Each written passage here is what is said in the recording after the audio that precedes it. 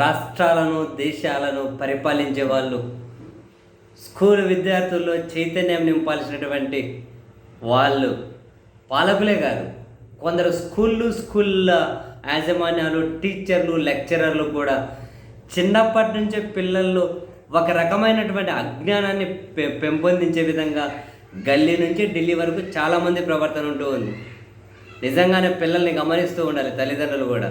స్కూళ్ళల్లో కూడా ఏం విషయాన్ని పిల్లలు నింపి పంపిస్తున్నారో, ఎలాంటి అజ్ఞానాన్ని పిల్లల బ్రెయిన్లో ఎక్కించి పంపిస్తున్నారో అని సీరియస్లీ. తాజాగా కూడా చూడండి, నిన్న ఆయన కేంద్ర మంత్రి అట, అనురాగ్ ఠాకూర్. చూడడానికి సినిమా హీరోలాగా ఉంటాడు ఆయన. అనురాగ్ ఠాకూర్ అని కేంద్ర మంత్రి అట. నిన్న స్కూల్ పిల్లలతో ఇంటరాక్ట్ అవుతూ చూసారా మీరు? ఒక స్కూల్ పిల్లలతో ఇంటరాక్ట్ అవుతూ ఉంటారు. ఇది దేశవ్యాప్తంగా కాదు, ప్రపంచంలో కూడా ఇది ఒక రకంగా చెప్పాలంటే మనల్ని నవ్వుల పాలకు గురి చేస్తుంది. కొందరు ప్రపంచవ్యాప్తంగా కూడా కొందరు ట్వీట్లు పెడుతూ ఉంటే దీన్ని ట్యాగ్ చేసుకుంటూ, పాకిస్తాన్తో కంపేర్ చేసుకుంటూ. ఆయన స్కూల్ పిల్లలతో ఇంటరాక్ట్ అవుతూ ఏమంటున్నారు, వాళ్ళ ప్రశ్న అడిగారు స్కూల్ పిల్లల్ని. హిందీలో ఉంటుంది కన్వర్జేషన్. ఒక ప్రశ్న అడిగారు, ఫస్ట్ స్పేస్ మీద అడుగుపెట్టిన వాళ్ళు ఎవరు అని. పిల్లలు నీల్ ఆర్మ్స్ట్రాంగ్ అని సమాధానం చెబితే, నో నో నో నో కాదు, ఫస్ట్ అడుగు పెట్టిండేది ఆంజనేయుడు అని చెబుతూ ఉన్నారు. రేపు ఆ పిల్లలు కనుక ఆ ప్రశ్న ఎక్కడైనా ఎదురైతే ఆంజనేయుడు అని రాస్తే మార్కులు వేస్తారా? మార్కులు వేయాలని చెప్పి వీళ్ళేమన్నా కనుక విద్యా విధానంలో మార్పులు తీసుకొని వస్తారా? పిల్లల దగ్గరనా ఆంజనేయ స్వామి అంటే భక్తి ఉండొచ్చు, ఇంకొకరంటే భక్తి ఉండొచ్చు, పోనీయండి, ఎవరి భక్తి వాళ్ళది, మనం దాన్ని ఏం అబ్జెక్ట్ చేయక్కర్లే ఎవరు. కానీ ఎక్కడ సమయం సందర్భం లేకుండా స్కూల్ పిల్లలతోటి కేంద్ర మంత్రి నేర్పించాల్సిన మాటలా ఇవే. కేంద్ర మంత్రి స్కూళ్ళలో ఎంతమంది ఇటువంటి అజ్ఞానాన్ని నింపుతూ ఉన్నారో, స్కూళ్ళల్లో కూడా ఇటువంటి అజ్ఞానాన్ని ఎంతమంది నింపుతున్నారు.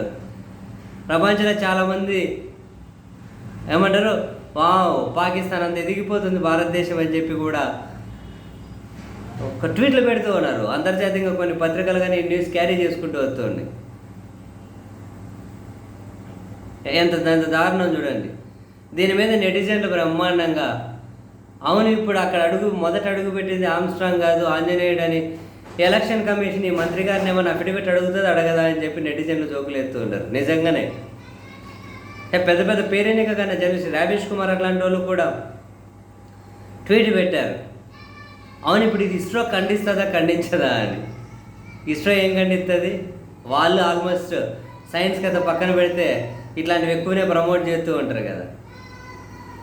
ఇస్రో ఖండిస్తుందా లేదా అని ఆయన కూడా ట్వీట్ పెట్టారు. ఆ ఇస్రో ఖండిస్తుందా లేకపోతే ఎన్నికల కమిషన్ అఫిడవిట్ అడుగుతుందా లేదా? ఆయన అఫిడవిట్ అడగాలి. ఇది తప్పు అయితే మరి ఆయన మీద చర్యలు తీసుకోవాలి ఎలక్షన్ కమిషన్, ప్రజా ప్రాతినిధ్య చట్టం ప్రకారం అని చెప్పి మన దేశంలో ప్రముఖులు కూడా ట్వీట్లు పెడుతూ ఉన్నారు. ఎలక్షన్ కమిషన్ అఫిడవిట్ అడగాలి అని. అది అఫిడవిట్ అడగమంటే తెలిసిందిగా.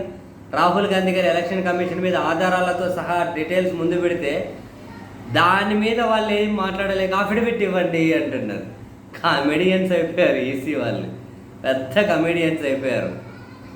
దేశం ఎంత అంటే ఇంకా మాట అనకూడదు కానీ ఒక రకంగా జోకర్లను చూసినట్లే చూస్తూ ఉన్నారు. ఇప్పటికైనా చూడండి, అనురాగ్ ఠాకూర్ అట్లాంటి అఫిడవిట్ అడగాలి ఈసీ ఆయన అంటున్నారు. ఎలాంటి జ్ఞానాన్ని బోధిస్తున్నారు అంటున్నాం. స్కూల్ పిల్లల దగ్గర మాట్లాడుతూ ఇలాంటి జ్ఞానమా?